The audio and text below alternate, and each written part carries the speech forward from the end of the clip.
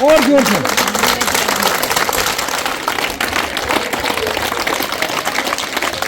بینائی نہ صحیح پر نظر دل کی گہری ہے. بینائی نہ صحیح پر نظر دل کی گہری ہے. نابینا ہے تو کیا ارما کسی سے کم نہیں ہے. ہر سپنا ہم خود کے دم پہ سچ کرتے ہیں. یہ الفاظ مہوش اور خوشبو پہ صادق آتے ہیں جنہوں نے حالیہ 12ویں جماعت میں شاندار کامیابی کا مظاہرہ کیا ہے. اگر ہم 12ویں جماعت کے نتائج کی بات کریں اس میں پاس پرسنٹیج لڑکیوں کی زیادہ تھی. اس وقت لڑکیاں جو ہے ہر کسی شعبے میں میدان مار رہی ہے. لیکن اگر ہم مہوش اور خوشبو کی بات کریں یقیناً یہ مبارکبادی کے مستحق ہے. وہ اس لحاظ سے کیونکہ یہ بچپن سے ہی نابینا ہے یعنی بصارت سے محروم ہے. آپ خود سوچ سکتے ہیں کہ انہوں نے ابھی تک کتنی جدوجہد کی ہوگی اور کس طرح سے انہوں نے تعلیم حاصل کی ہوگی. اور جب یہ اسکول جاتے تھے کس طرح سے جاتے تھے, وہاں سے کیسے آتے تھے, اور جس طرح سے یہ بینائی سے محروم ہے کس طرح سے پڑھتے تھے, کتنا وقت صرف کرتے تھے اور کس طرح سے انہوں نے ایگزام دیا ہوگا. تو یقیناً داد کے مبارکبادی کے مستحق خوشبو اور مہوش ہی ہے. تو اس وقت دونوں میرے ساتھ موجود ہیں, ان سے بات کرتے ہیں اور جانتے ہیں کہ کس طرح سے انہوں نے پڑھائی حاصل کی. خوشبو آپ کا خیر مقدم ہے. ہم آپ سے جاننا چاہیں گے جس طرح سے جو نتائج ہے وہ منظر عام پہ آئے, کتنے مارکس آپ نے حاصل کیے؟ میں نے 364 مارکس حاصل کیے ہیں. اور آپ نے مہوش 348. تو ہمیں یہ بتائیے, دونوں سے ایک ہی سوال رہے گا, کتنا جد و جہد آپ نے کیا ابھی تک؟ خوشبو جی بتائیے. بہت ہی زیادہ مشکلات ہم کو سامنا کرنا پڑا بٹ ہم نے ان پہ دھیان نہیں دیا تو ہم نے اپنی اسٹڈی کنٹینیو کی. آج ہم اس مقام پہ ہیں الحمدللہ. کس طرح کے مشکلات تھے؟ بہت ہی زیادہ مشکلات تھے. جب آپ اسکول جاتے تھے کس اسکول میں جاتے تھے پڑھنے؟ کیا گھر میں کوئی ساتھ آتا تھا؟ ہاں آتی تھی گرینڈ مدر ساتھ گھر میں برابر اسکول تک. اور اب؟ تو اب ہم دیکھتے ہیں کیا کریں گے آگے انشاءاللہ میم. اچھا, تو ہمیں مہوش آپ بتائیے, اگر ہم چیلنجز کی بات کریں کس طرح کی چیلنجز آپ کو فیس کرنے پڑے؟ دیکھیے میم, ہم کلاس میں جب ہوتے تھے چاہے 11th میں یا 12th میں 10th 11th میں 8th تک الحمدللہ ہمیں اتنا کوئی چیلنج نہیں آ گیا.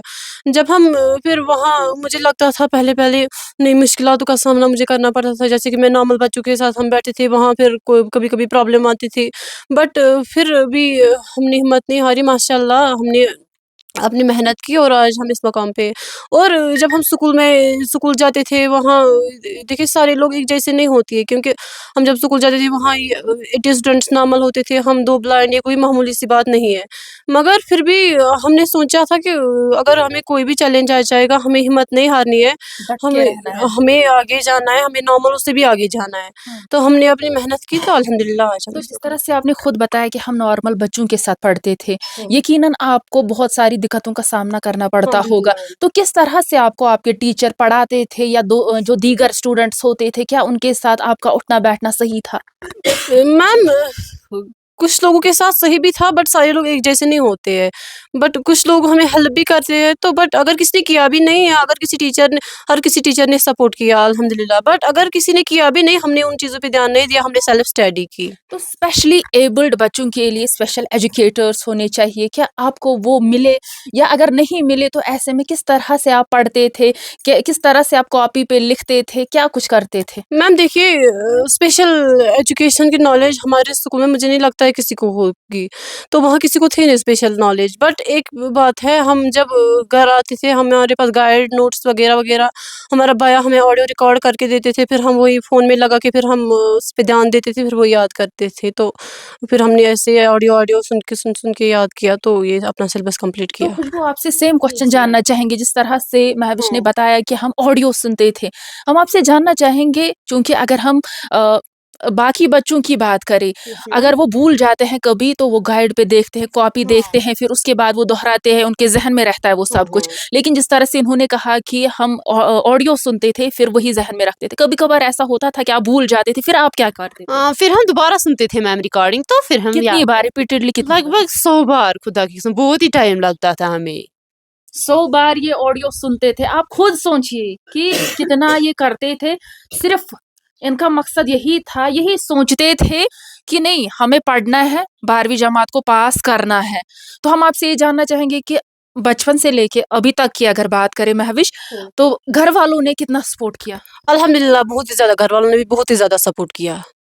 खुशबू आप यस बताएं, मैम, बहुत ही सपोर्ट किया, पापा ने बहुत ही सपोर्ट किया। किस तरह का सपोर्ट करते थे? स्कूल भी लेते थे, वहाँ से वापस भी लाते थे, वो हमें अच्छे से गाइडेंस किया उन्होंने, तो कभी कभार अल्हम्दुलिल्लाह। ऐसा होता है ना कि पेरेंट्स को अपने काम होते हैं, वो मसरूफ रहते हैं, कभी कभी वो बच्चों की तरफ, कभी कभार ऐसा होता है कि वो ज्यादा तवज्जो नहीं दे पाते हैं। तो ऐसे में अगर आपको गाड़ियों में चढ़ना होता था, स्कूल जाना होता था, तो किस तरह से जाते थे? हम खुद ही जाते थे, गुरुजी रमन हायर सेकेंडरी में जब हम पढ़ते थे, हम खुद ही गाड़ी में चले जाते थे, तो अच्छे से हम इस मुकाम पे आए। तो आगे क्या सोचा है, क्या प्लानिंग है, आगे क्या करना है? मैं एजुकेशन में एमए करना चाहती हूँ, इसके बाद मैं टीचर बनना चाहती हूँ, मुझे ये एम है।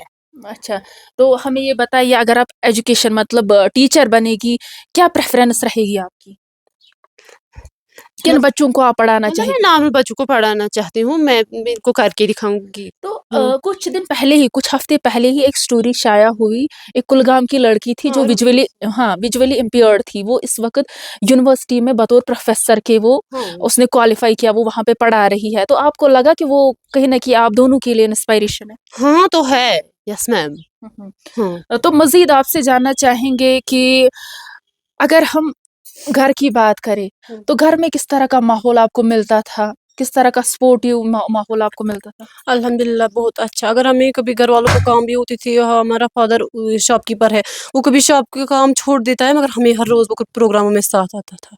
अच्छा, तो ऐसे में हम जानना चाहेंगे, कश्मीर में एक इंस्टीट्यूट कायम किया गया है जो वाहिद इंस्टीट्यूट है, ज़ैबा आपा। हाँ, हाँ। उनकी तरफ से कभी वो यहाँ पे आए, आपकी कोई मदद की उन्होंने?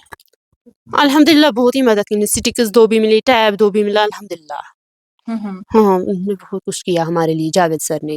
अच्छा महविश, हमें ये बताइए, खुशबू ने तो बोला कि ये टीचर बनना चाहती है, आप क्या बनना चाहती हो? मैं स्पेशल एजुकेटर बनना चाहती हूँ। Special educator.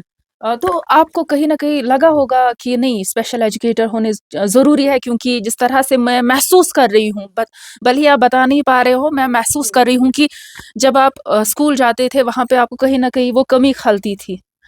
तो आपने ये सोचा कि नहीं, जिस तरह से हम फेस कर रहे हैं, कोई दूसरा फेस नहीं लेकिन करना मैं है। उनको नहीं करने दूँगी, बाकी जो कुछ हमने फेस किया, मैं चाहती हूँ बाकी लोगों को ना करना पड़े। तो कई लोग इस वक़्त वैसे भी हैं जो मायूसी के शिकार हुए हैं, हौसला शिकनी के शिकार हुए हैं, तो उनके लिए क्या पैगाम रहेगा महविश? उनको हिम्मत नहीं हारनी है। अगर चैलेंजेस की बात करें, वो तो हर किसी इंसान को आते ही है। चैलेंजेस पे ध्यान नहीं देना है, हमें आगे बढ़ना है। किसी भी स्पेशली एबल्ड को इंशाल्लाह एक दिन वो भी होगा जिस दिन हमारा ये स्पेशली एबल्ड सेक्टर इस कश्मीर का नाम रोशन एक करेगा। दूसरे के साथ झगड़ते नो, हो, नो मैम। एक दूसरे का सहारा बनते हो। हाँ, इंशाल्लाह मैम। अच्छा, जिस तरह से आप दोनों बहनें, मतलब मुझे लगता है आप फ्रेंड्स की तरह रहते होंगे। हाँ, हाँ मैम, यस मैम। तो आपका क्या पैगाम रहेगा उन बच्चों के लिए जो हौसला शिकनी के शिकार होते हैं? मेरी तरफ से इनको ये मैसेज, इनको अच्छे से अपनी स्टडी कंटिन्यू करनी, उनको अगर कोई भी चैलेंज उनको उन पे ध्यान नहीं देने, तो वो अच्छे से इंशाल्लाह जैसे हम आज जिस मुकाम पे है, वो हमसे ज़्यादा आगे करें, मगर जब घरों से बाहर सपोर्ट निकलना होता है। घरों से बाहर निकलना होता है। शुक्रिया हमारे साथ बात करने के लिए। तो ये थी हमारे साथ खुशबू और महवी, जो हमारे साथ बात कर रहे थे और जिनकी बातों में बहुत ज़्यादा इंस्पायरेशन थी, जिनका यही कहना है कि मुसीबत ज़िंदगी का एक हिस्सा होता है। जो लोग हैं उनको डट के मुकाबला करना होता है, हिम्मत नहीं हारनी होती है, चैलेंज को फेस करके आगे बढ़ना होता है।